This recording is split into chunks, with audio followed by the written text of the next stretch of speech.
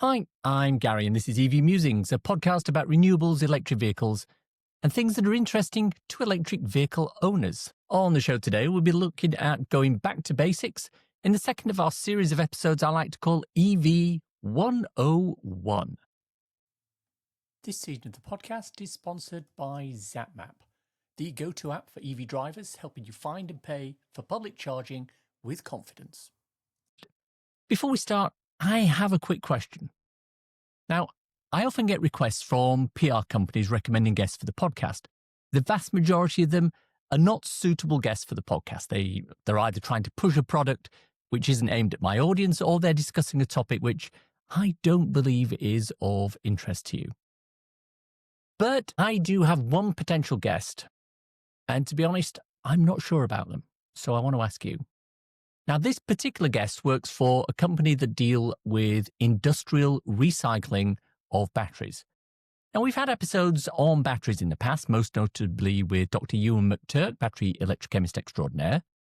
So I'm not 100% sure whether a discussion around industrial scale battery recycling is one that would be of interest to the podcast. So here's my favour.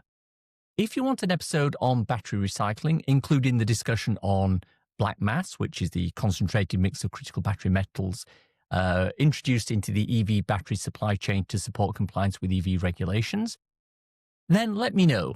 info@evmusings.com. Thank you. Our main topic of discussion today is EV basics. This is the second of 3 episodes in a series. Across this series, we're going to be going back and laying out the whole EV thing for absolute beginners. Let me explain. I've been putting out podcast episodes for about 7 years. In all 260 episodes, I've covered all sorts of EV-related topics, from your first day with an EV, charging, roaming, the grid, the AA, range anxiety, insurance, safety, everything. There's a good chance that if there's a topic related to electric vehicles, I've got an episode on it, or even 2 if it's a big episode in a fast-moving part of the sector. But if you're someone who's sitting outside the EV sphere or bubble and you're thinking about getting an EV, it can look like a complicated thing to get right. I mean, we've got charge curves and preconditioning and roaming cards and public charge point regulations 2023, not to mention expensive public charging, CCS, CHAdeMO, rapid charging, ultra rapid charging, fast charging. It's also complicated. Who wants to sit and listen to 260 episodes of a podcast to learn enough to be able to drive a car? There's got to be a better way, right? So I put together these 3 episodes to look in some detail at everything you need to know. It's a distillation of all of the 260 episodes. So in the first episode, we looked at who should and shouldn't be buying an electric car. We looked at the buying and financing process, and we looked at the test drive.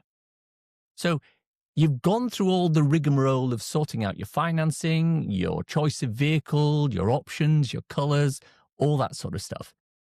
And that brings us to where we are today. For the purposes of this episode, I'm going to assume you've done your due diligence, you've ordered a car, and it's either arrived on your driveway on the back of a low loader, or you've gone to the dealer to pick it up. So what now? Well, in this episode, we'll be looking at home charging or not, taking delivery, at day 1 of driving your car, at regen braking, apps, all that sort of stuff. So let's start with home charging. For a large proportion of people who get electric cars, they'll probably be able to park the car in their driveway, run a charging cable from a source of electricity to the car and drive it. And that's home charging. And it can happen a number of different ways. You can run your car off a 3-pin plug and charge it that way. There's now technology where you can have a wireless pad installed in your driveway, have your car adapted to wireless, and when you arrive home, the charging will start automatically, no cable needed. Or you can do what the vast majority of home owners with EVs do, and that's have a home charger installed. Now, a home charger is a unit that fits either on your outside wall or inside your garage, and it supplies power to your car for charging. Now, the difference between a home charger and a 3-pin plug is quite simple. It's the charging speed that you can get from it. A 3-pin plug will supply power to the car slowly and steadily. It might take quite a long time to fill your car, depending on the size of your car's battery, but it will work. And I know it will work because I ran my Kia Soul EV off a 3-pin plug for several years when I first got it, because I had a relatively small battery and I didn't, in the big scheme of things, do great distances every day. It was rarely, if ever, an issue. But you have to be warned with 3-pin plugs, though. They do need to be checked regularly, especially if you're in an older house with older electrics. And they need to be good quality devices. The sockets themselves tend to get warm. They can overheat and melt if you're not careful, or if you went for a cheap socket. As I said, I did this for a number of years without any issue, but I did check the plug regularly. A home charger, or wall box as it's often called, allows you to charge your car much quicker than a 3-pin plug. Now, depending on what sort of power you have in your house, it can be 22 kilowatts if you're running 3-phase electricity, although 7 kilowatt tends to be more usual. This means that a battery that needs to top up 35 kilowatt hours overnight will take about 5.5 hours on a 7 kilowatt charger. If it could take anything up to 11 or 12 hours on a 3-pin plug, and with a 22 kilowatt charger in 3-phase, it'll take about 2 hours, give or take. Now, there are many, many different types of wallbox chargers available for purchase. The top brands include Zaptec, Ohmie, MyEnergy, and Indra, and they each provide different functionality and different price points. For example, the MyEnergy Zappy produces a product which allows you to use solar power from your roof to charge your car when there's a surplus.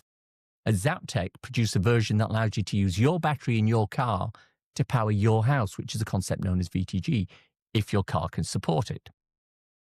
Now, the easiest way to get one of these chargers is to get on the relevant company website and check out which installers they have in your area. It's always possible to get your friendly electrician to install this, but for safety's sake, it's best to get one who's done some specific training by the company providing the charger. And we will come back to this a little later. Remember, as I said in the episode on EV fires, that fires in electric vehicles are extremely rare, and a normally operating electric car connected to a compliant electric car charger that's installed to relevant wiring standards by a qualified and experienced person cannot cause a battery fire. Now, for full disclosure, I paid about £1,100 to have my charger installed, but this was because it was also integrated into my solar and battery setup. It was a little more than I was expected to pay, but I did buy a good quality device and I had a professional to install it. And that's what it costs. But you might be one of these people who doesn't have a driveway, but you can park outside your house. Now, in that case, you need to look at some of the things we discussed last episode: Turbocharge, Gully, ChargeBridge. Now, these are solutions to allow you to pass your charging cable across a pavement without causing a hazard.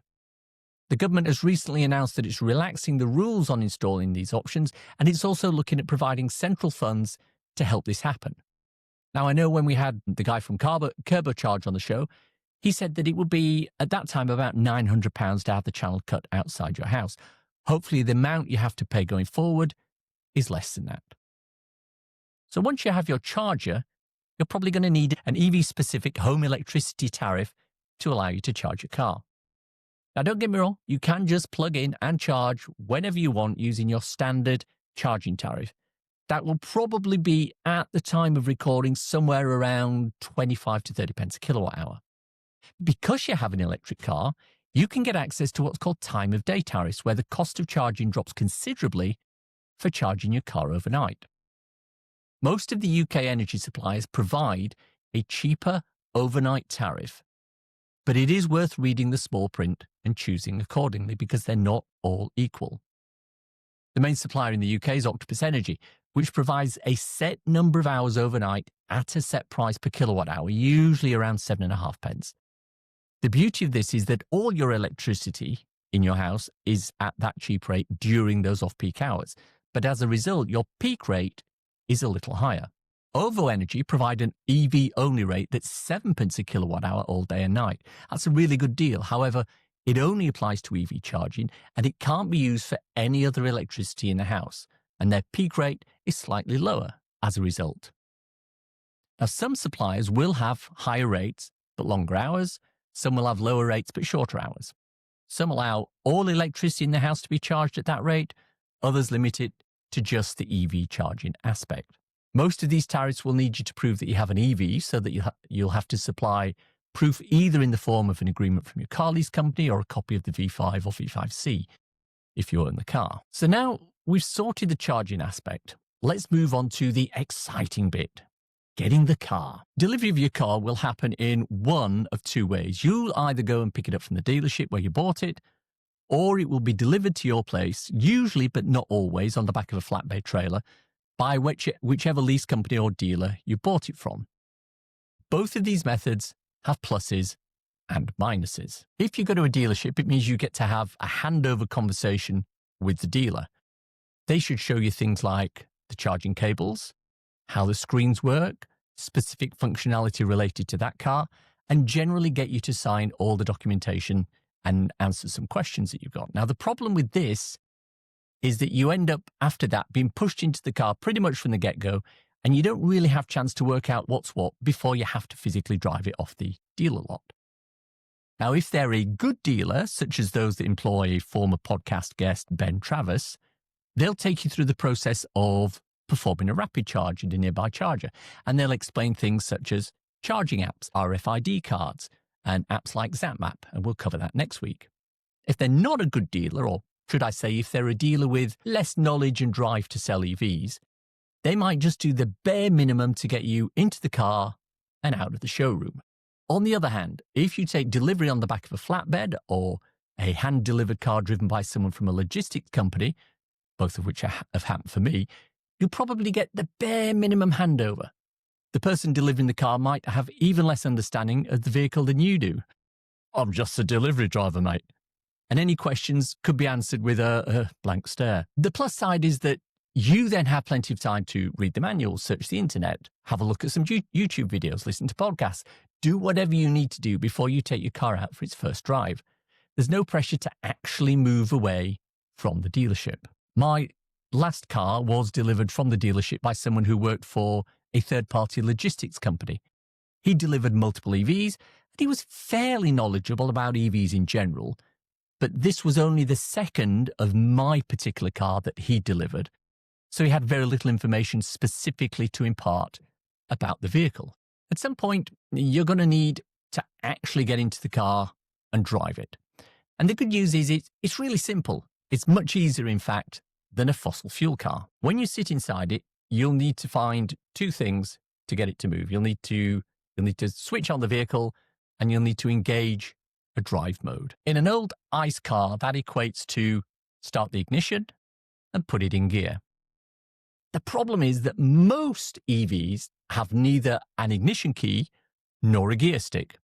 Yes, there are exceptions, but the rule still stands. Usually, switching an electric vehicle on involves putting your foot on the brake and pressing a button on the dashboard that's either marked usually on, off, or start, stop. But some cars, Polestar, Tesla, Volvo, the VW range, one or two others, don't actually have a start, stop button. If you sit in the driver's seat with the key inside the car and press the brake, the car will be switched on. The gear stick in most EVs is replaced by a drive selector. Now, this can be a dial on the center console for cars such as the Kia range. It can be a stalk on the steering wheel for VWs or Fords. It can be a little joystick device that points out from the dashboard for Porsches. It could be a set of buttons somewhere for some makes. Usually the selector, whatever design it is, will be marked with three letters. There will be R, N, and D, which is reverse, neutral, and drive. You might also see P somewhere for park. This could be part of the drive selector, or it could be a separate button close by. One key thing to remember about electric vehicles is that when you turn them on, you will often generally not know that they're actually on because they don't make sounds like a petrol car. It's the lights on the dash that let you know that the car is on. If it's on and you put it into D and push the accelerator, it will make the car move. But before we move off, there's one more thing about the drive selector.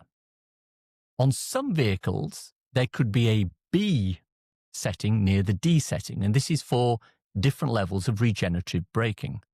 So what is regenerative braking, or regen?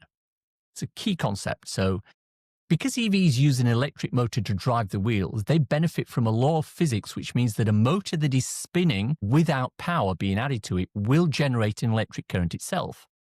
When you drive, you're putting power through the motor, but when you take your foot off the accelerator pedal and let the vehicle coast, the spinning motor will actually produce electric power that can go back in and recharge the battery. The secondary effect of this is that the rotating motor will slow the vehicle down without using any of your mechanical brakes, which extends the life of your brake pads. All EVs will have regenerative braking of some sort. Different EVs allow you to determine the level of regen. With some, it's set within the software, Polestar and Tesla, for example.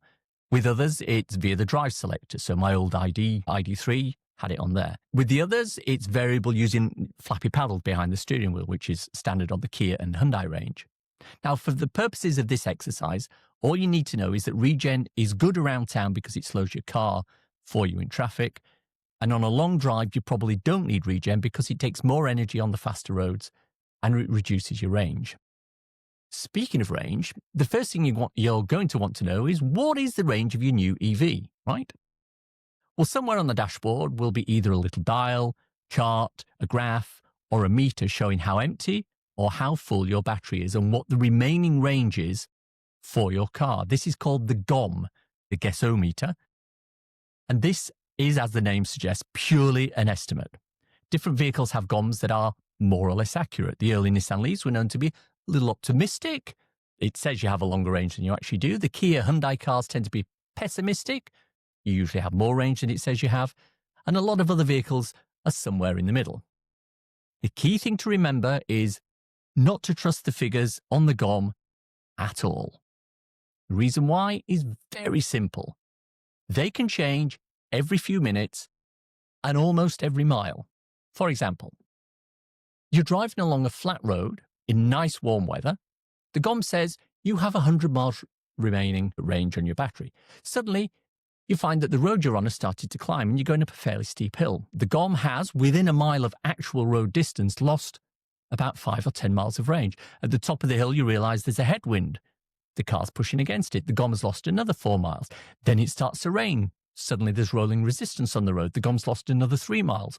So within 5 miles of actual distance and having a 100-mile range, you now have 78 miles left. Absolute disaster, right? Well, ironically, it isn't, because exactly the same thing happens with internal combustion engine cars. The difference is they don't tend to have a display right in the middle of the dashboard showing you how many miles you're losing. With an EV, it becomes a little bit more noticeable. But it works the other way too.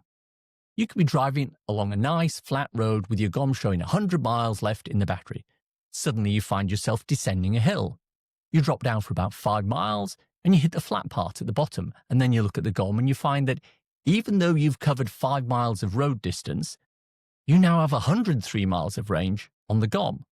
And that's regenerative braking playing its part. Naturally, you're going to be confused and anxious that you can't plan your drive without knowing how much range you have left. But I challenge you that you never knew how much range you had left driving a petrol car either. So what did you do? You approximated things. For example, I knew in my old Honda Civic that I could get somewhere between 290 and 330 miles, depending on the time of the year. Did I keep a track of actual distance traveled? No. I watched the needle on the fuel gauge. And that's pretty much how you should do it with an EV. Keep an eye on the battery's state of charge, the percentage. This is the display I mentioned earlier that tells you how much or how little charge is remaining in the battery. My advice is to drive as you normally would, and when you get down to around 15% or 20% as shown on the battery indicator, that's probably the time to look at recharging. Now, I did exactly the same when I drove the Honda. I ignored the fuel until the little red light came on, and then I started to look for a petrol station. So you've got your car, you've got your charger, you've got your cheap tariff. Now what? Well, let's talk a bit more about that. Let's bring in someone who's actually done this, other than me. I want to welcome Michael to the show.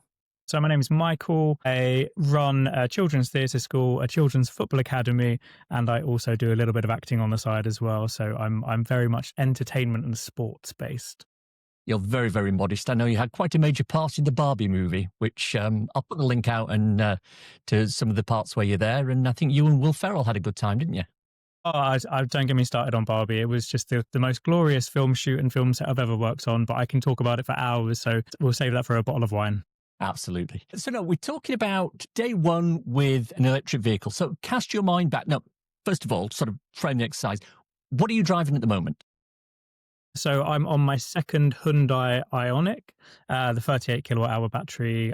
So I've had two of those. So I'm on my second one, and it's just a wonderful drive.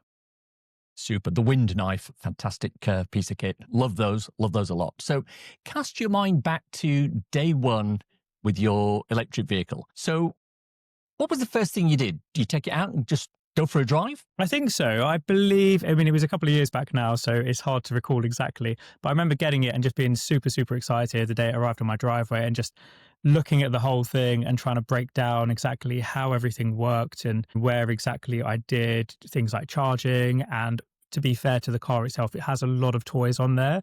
So it was kind of getting my head around all of the kit and how it exactly worked. But yeah, literally, car arrived, called the insurance company, got booked on, jumped in the car, off I went, and not a care in the world. I think at that point I didn't have a home charger. And I believe it was back when BP Pulse had their kind of like standalone chargers in the odd pub car park near me. So I believe I got in it, drove to one of those, put it on charge, worked out exactly how all that was working. Thankfully, that all worked well. Got home, got the 3-pin charger out, put it through the kitchen window, plugged it in, and did a little bit more charging just to kind of really, I guess, understand and also make myself very confident that when and if I needed to charge, then I could do it comfortably. Wonderful. I want to come back and talk about your first sort of public rapid charge in a little bit. But I mean, a lot of the things that you've talked about there are other than the charging, obviously, are things that you would do with any car, whether it was an electric vehicle or a internal combustion engine. You know, you get in, you play with the toys, take it out, check the acceleration, all that sort of stuff. For something like an electric vehicle, one of the things that a lot of people, especially people who are new to this, have a fear of, well, how far is it going to go and is it going to run out of charge? So what sort of things did you do to test range and efficiency? The efficiency on the vehicle is it's quite bang on the old guessometer. So we're pretty good for that. But yeah, I mean, obviously you've got 3 settings on there. You've got regen braking to play with. So there's a lot of different ways of driving the vehicle efficiently or non-efficiently if you really want to, pop it in sport mode, take the regen off and hammer it around. So it was a case of just taking it out, driving it around, keeping an eye exactly where the estimated range was, and keeping an eye on the efficiency and the energy efficiency of the vehicle really more than anything. But yeah, I'm lucky. It's never been a problem. I've never really been one of those people that's panicked about that sort of stuff. I've driven many cars and I've driven them on red lights for many, many years and not had an issue about worrying if I'm going to run out of petrol or diesel or whatever. So I think it seems to be a very big thing in the world or in the media where people do think about range anxiety far too much. And maybe if they do drive petrol or diesel, maybe they should drop it down to the red line a little bit more often and drive around and see how far they can get before having a massive disaster. Because, I mean, I'm sure you'll say the same. I've never run out of range. I'm sure you've never run out of range. I probably would think that, 99 out of 100 people have never run out of battery on their car. So it's one of those things that media is kind of, dropping into people, I think, anyway. Oh, I totally agree. Of course, the sort of corollary question to that is, what's the lowest you've actually ever run it down to? Because you talk about the little red light when you have a internal combustion engine and the needle's down at the bottom on the fuel tank and the red light comes on, and you're always playing that game of chicken. How far can I actually go? How much is actually left? What's the lowest you've actually run your EV down to? Do you know what? I think it was really low. We came back from Tenby. We went on a family holiday to Tenby, which I live just outside of London. So it's completely opposite side of the country, down in Wales. And obviously my car hasn't got the biggest battery, although it is very fuel efficient as such. And when we drove back, it was really hit and miss. I just kept thinking, oh my God, I'm going to have to stop at Reading and charge, or maybe I'm going to have to stop at Beaconsfield, which is a little bit further, closer to home. And I think I got home with, it was either 4% or 2%. It was one of the two. But that's the point where you kind of drop down and it is literally a tiny slither of red. You've got the little turtle on the dashboard. You've got no numbers left. It's not saying anything. It's literally like, no, game over. You are going to run out epically quick.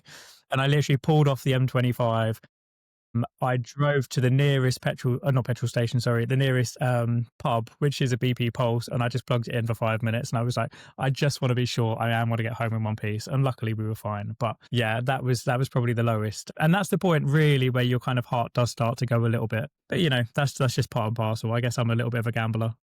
Like that. I think the lowest I went was 6%. So I think I got the turtle, but I still had 10, 12, 14 miles left. And I knew I was going home, and I knew it was mostly downhill from where I was to the house. So I really wasn't concerned at all.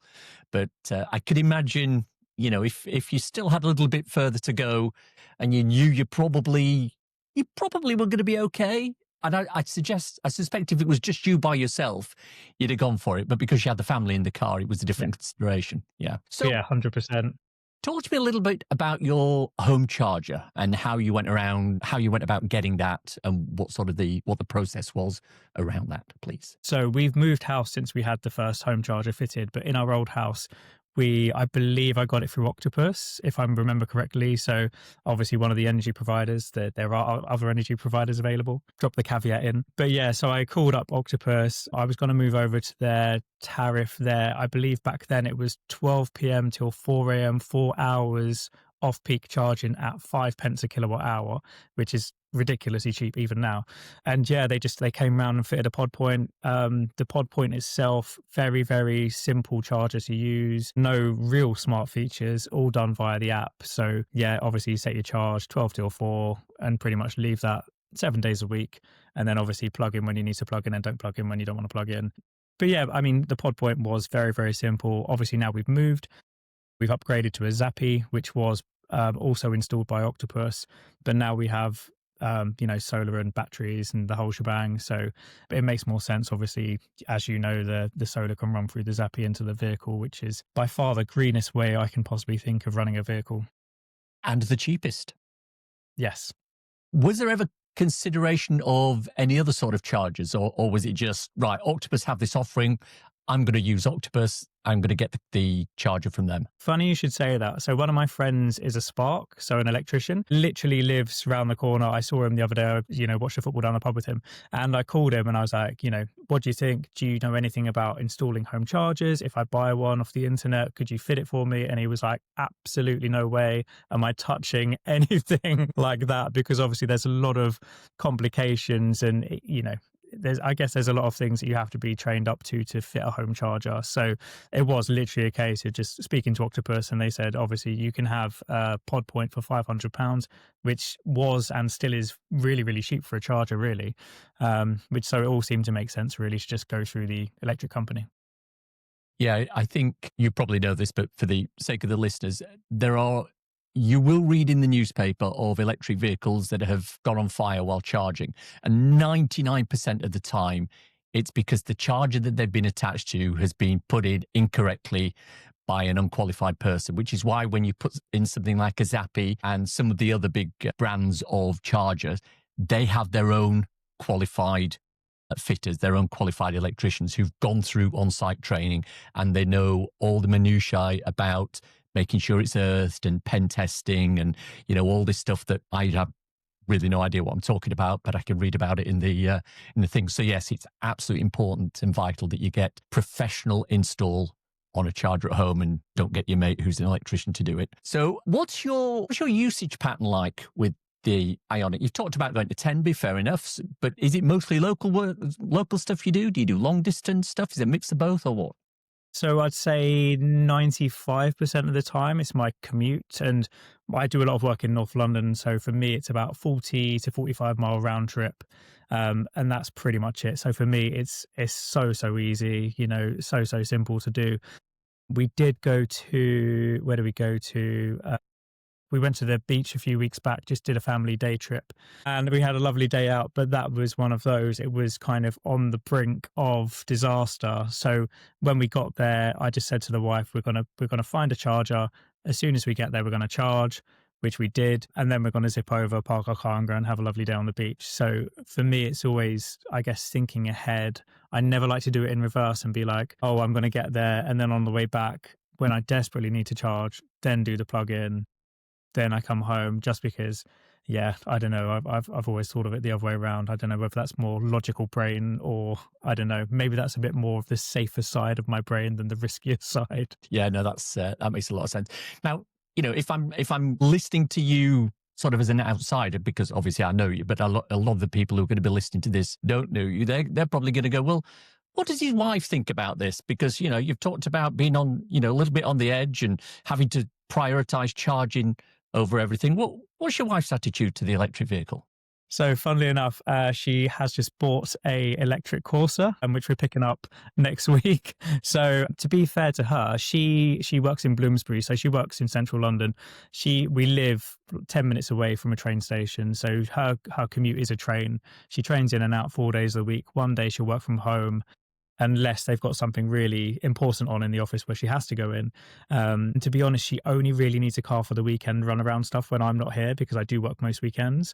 So yeah, so she's gone from a little petrol Peugeot, which was crumbling to pieces, and she just went, I've had enough. We have the home charger, so we may as well take advantage of that. And she wasn't interested in getting a hybrid or anything like that. No plugins, no self-charging, quote unquote. And so she just jumped full in. And to be fair to her, the past few weeks, she hasn't had a car because she sold her car. So she has just been using mine as well. And she's quite happy with it. I think she's looking forward to having a smaller vehicle, because obviously the Ionic's not the smallest vehicle around, and she's used to having a little hatch dipping in and out of spaces and all that kind of stuff. So she'll be happy when she gets a smaller one. But yeah, she's fully on board with the thought process and understands how it all works, thankfully. Excellent. Now, we've mentioned also public charging a couple of times. So talk me through your first public charging experience. Was it painless? Were there issues? So back when I started with my first Ionic, yeah, like I said, I literally picked up the vehicle, went to the local BP Pulse, and I am constantly saying BP Pulse, by the way, just because they're the ones nearest to my house. And I think the first go was fine. And back then they had, I believe you got something stupid like 3 months at some ridiculous charge rate. And it was so cheap to public charge. It was unreal, before obviously the past few years when more electric vehicles have come on the road and the prices have increased dramatically. And that's another conversation altogether.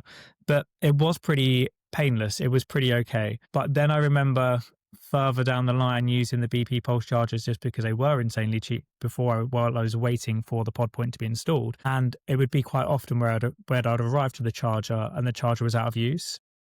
And obviously that's not the situation you want. So initially it was quite daunting because, like I said, the two nearest public chargers were both BP Pulses, and it'd be quite often you'd go to one and that would be out of order, and then you go to the other one and there'd be a queue of 3 or 4 cars. And this is a 50 kilowatt hour charger. So it's not like dramatically fast, but it was so cheap. People would happily sit there and wait, and you'd get there and people would have their newspapers, guys would be filling up their vans, you'd be there for ages, and you kind of just grin and bear it. You were like, yeah, that's fine. We'll crack on when we crack on. So initially it was quite bad, I'd say. But obviously over the past few years, in such a short space of time, there's so many more chargers now. Even over the road from me is a Sainsbury's, which has like 12 Kempower ultra rapid chargers around the corner from where I live. Like the facilities now and everything that's out there is far better. So if anyone is kind of worried about charging now, you could not have it better than what we currently have it. It has never been this good. And obviously there is still work to do, and things will still improve with some of the networks still rolling out and rolling out and rolling out. But yeah, it is funny though. I did speak to someone the other day and they were concerned about car charging. And I was just like, you don't understand how good it is. Like, this is amazing what we currently have. 3 years ago, 4 years ago was another conversation. Although I believe back in that time, you did find the odd charger which was free to charge, and you don't get that anymore. I've spoken before on the podcast about my thoughts about free charging, which is I don't like it. I don't like it. People tend to abuse it. They'll sit on there for hours and hours just to get 100% just because it's free. And, I don't personally think it's a good thing. Although I can understand the appeal of people who say, well, I'm effectively getting all these miles for free. I perfectly understand that. But sort of bringing the charging conversation round full circle and looping back to your home charger, I know I don't know whether you still are since you moved the house, but you used to lend your charger out to other people using co-charger. Is that correct? Yes, and it's still the case. This week, funnily enough, so we're recording on Thursday. Monday night, Tuesday night, Wednesday night, and tonight, I've had charge ease in every single night. So Monday and tonight, I've got a guy who's got an ID3 who uses the car for work. Tuesday, I've got this amazing Croatian guy who spends summer over here and then lives in Croatia for the rest of the year. Beautiful BMW, and he comes to charge, and he has done for years, even at the old house. And then last night, that's a newer guy with a little Peugeot, but he's kind of jumped on board as well. I would say for everyone out there who is listening, with the whole cold charger thing, it's just to I don't know, for me, if I was gonna be a person who didn't have a home charger and I was looking to use somebody else's charger, is just to be reasonable with it, because this is why I've ended up getting so many people, because I'm only charging slightly above what I pay for my charge normally, which I think is reasonable. And maybe I'm being too nice, but a lot of people out there, like one of the guys came up and was like, Michael, honestly, we looked at all these other ones in the local area. The minimum one we can get is 50p a kilowatt hour. And I was like, I don't charge anywhere near that. So it's just, yeah, it's a real shame that people are kind of like slightly abusing the system, because obviously we don't get the 20% VAT. And obviously people are doing overnight charge at a lot cheaper rates than what they're charging people for. And that's why it doesn't work in that thought process anyway. And this is why I end up having loads of people come to me, and I don't mind, because I don't need to charge my car every day. Which is probably good news for people who are listening, that, you don't need to charge it every day, the same as you wouldn't need to fill your car with petrol every few days, unless you are driving to John O'Groats on a weekly basis. But yeah, it's just one of those things. It is slightly frustrating to hear that other people aren't, as kind or generous that they can be. Now, when your wife gets the Corsa, and that's a second vehicle that needs to be charged, is that going to cause any sort of conflict between you needing to charge, her needing to charge, and the co-charger people? I don't think so. Just in the thought process that most of the people that come and do the co-charging, I let them stay overnight so they can literally come, charge in, get their 6 hours, because now it is 6 hours with Octopus, have their 6 hours and then come pick up the car and go away. We can still, I believe, get the cheap rate to 11 a.m. So the worst case scenario is if someone picks up their car, like the ID3 guy normally picks his car up about 6 a.m. So I can easily just plug the car in and get from 6 a.m. until 11 a.m., which is still a substantial period of time. And because we both won't be doing that high mileage anyway, it's just top up charging really, unless we are doing massive journeys across the country, but they're few and infrequent. Talking about long distance journeys and talking about public charging, you've talked about BP Pulse, you've talked about people like Smart Charging that. Now, most of those, and I talk about this in the next episode that I'm doing, most of those will allow you to charge using a contactless charger. But there are obviously other apps and other ways of paying, RFID cards and specific apps for companies like GridServe and InstaVault and Osprey.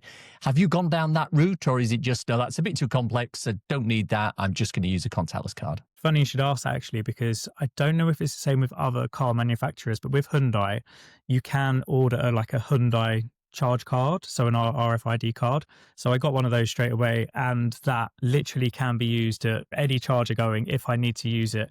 Otherwise, to be fair, we do have the Electroverse cards, which obviously links up with Octopus, and there's tons and tons of companies which obviously work with those. And then I've got a few of the others, but I just stopped doing it, because now obviously a lot of the chargers themselves do have contactless payments, which I was really impressed actually the other week when I used a Tesla supercharger with one of the newer ones, and it had contactless payment. And I was like, this has blown my mind, because obviously I'm very used to using the old Tesla superchargers when they opened it to the public network, and having to use the app and having loads of problems with the app and going through and not having phone signal, and I couldn't get it to handshake with the charger, and it was an absolute headache. But now easy, credit card out, bang, off we go. Love it lots. Is there anything else you'd like to tell the listeners about your experience with electric vehicle that you think is important to them? Yeah, I mean, I think with any vehicle, you have to understand that things can and probably will go wrong at some point. And it's not because it's an electric vehicle, it's because it's a vehicle. Things will go wrong with a petrol car, a diesel car, a hybrid, whatever you've got, an electric. I remember first of all with my first Ioniq, there was a problem with the charge port on the vehicle. Very common problem. It had to go back to the manufacturer, get it fixed, come back to me. And it wasn't specific to that being an electric vehicle, although it was in this instance.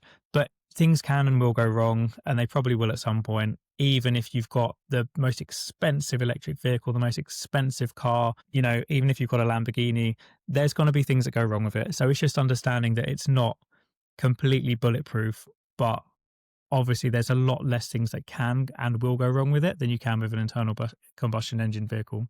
Any regrets? No, funnily enough, no, I love it. I think I worked out, in my old car, I used to have a Prius, which is obviously a very fuel efficient vehicle. I think I've cut out about £1,000 a year in petrol costs. That was my old Prius. I think I was spending about £1,000 a year keeping it on the road, which obviously I don't have now. I know even a Toyota. So it is funny when people do talk about Toyotas, and sorry to single them out, that they are supposed to be very efficient and, long lasting, and that, nothing will go wrong. They do go wrong. Like I said, anything can go wrong at any point. It does, and it will.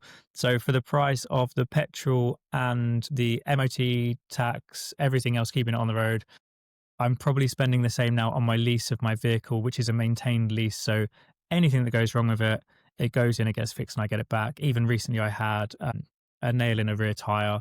A guy came out and changed a tire, and obviously that was included on my lease. And then I realized that I can have my 2 front tires needed changing as well, because I sent it on the MOT. So he came back and did the 2 front tires, and I was like, "This is amazing," Just parked on my driveway, brilliant, great service, can't complain. Oh, I love that. I didn't realize that you actually had the maintained lease on there. All mine have been, no, I'll do the maintenance myself. And then, you end up getting the puncture, and yes, you've got to sort that out, because of course you've either got to get a guy to come out to you, or you've got to find a way of getting the vehicle to the nearest repair shop. And then you've got to pay for the tire. And it's a huge palaver, isn't it? It's ridiculous. Yeah. Yeah. Unfortunately. Yeah. Mind you, as you say, that's not an EV problem. That's a vehicle problem, just generally. Yeah, exactly that. Michael, appreciate your time. It's been a fascinating conversation. Thank you very much. Thank you. Michael raised a really good point there about using apps such as CoCharger. We've had CoCharger on the show before. Joel Teague, the CEO, came on and chatted with us back in episode 139, I think it was. Link in the show notes. CoCharger and other similar solutions are ways of renting out your home charger to people who live locally, drive an EV, but can't charge at their own house for whatever reason. It's a good way of helping out other EV drivers and earning a little extra cash charging for the use of your equipment and electricity. Likewise, if you have an EV but don't have the ability to charge at your house, it might be worth seeing if there are drivers in your area who do have chargers and would be willing to subscribe to a service such as CoCharger to let you charge when they're not using their units. So, moving on, there's a few things you'll need to remember about your EV, especially when it comes to range. The dealership, the advertising, and the media will all have told you that your car can do 300 miles of range. But the reality is that this is possible only under specific criteria. Don't imagine that you can do 300 miles every time you drive, every day of the year. And now we talked about this briefly in episode 1 of this series when I discussed the WLTP range. So the first thing you need to do is to work out what your actual everyday range is probably going to be. Do you have a bit of a heavy right foot? Your range is going to be lower. Do you always carry lots of stuff in the boot? Your range is going to be to decrease. Do you live in a hilly area? Your range is probably going to be lower. Is it usually colder than average where you live? Your range will be lower. Now again, all of these things also apply to internal combustion engine vehicles too. This is not just an EV thing. The best thing to do is to get your car charged up to 100%, then go out and do some traveling around. Maybe take a long distance journey. Do some local journeys. See what sort of efficiency you're getting on your car. The better the efficiency, the longer the distance. And that's pretty much day one with your vehicle. It's arrived, you've sorted out either home charging or nearby public charging, you've driven it a bit, you've checked out the power, you've checked out the regenerative braking. You're pretty much set to go.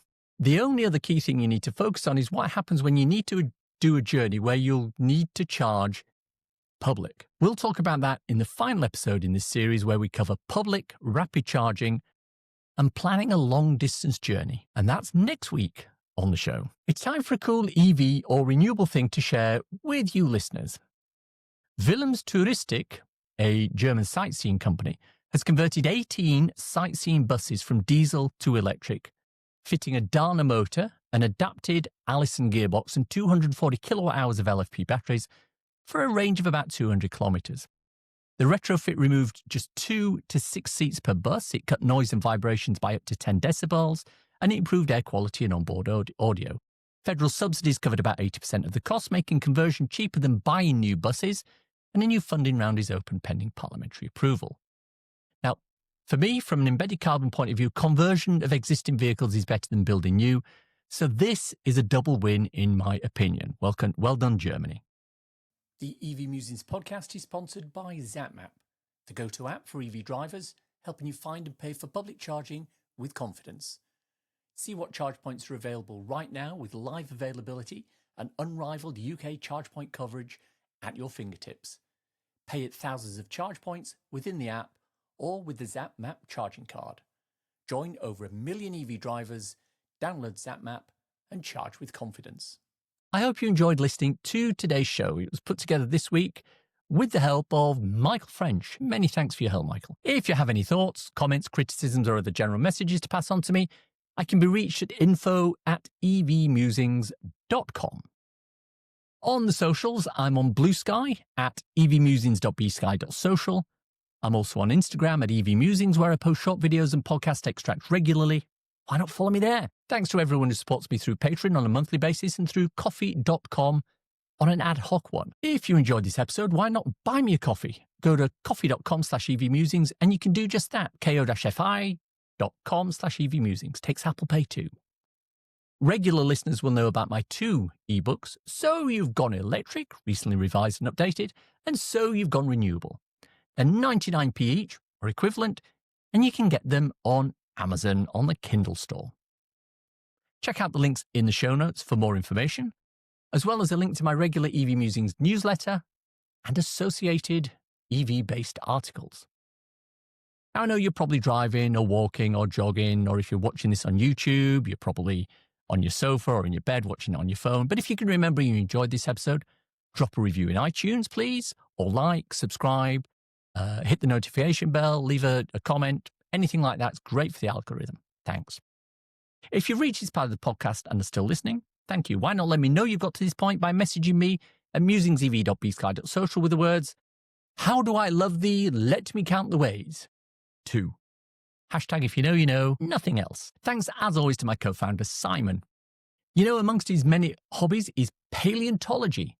He loves searching for fossils and things from the Jurassic and Cretaceous era. His house has quite a selection of them. And his favourite was a full-size T-Rex fossil he ordered off eBay one day. I asked him if it arrived intact, and he said, I remember getting it and just being super, super excited the day it arrived on my driveway and just looking at the whole thing. "Thanks for listening. Bye."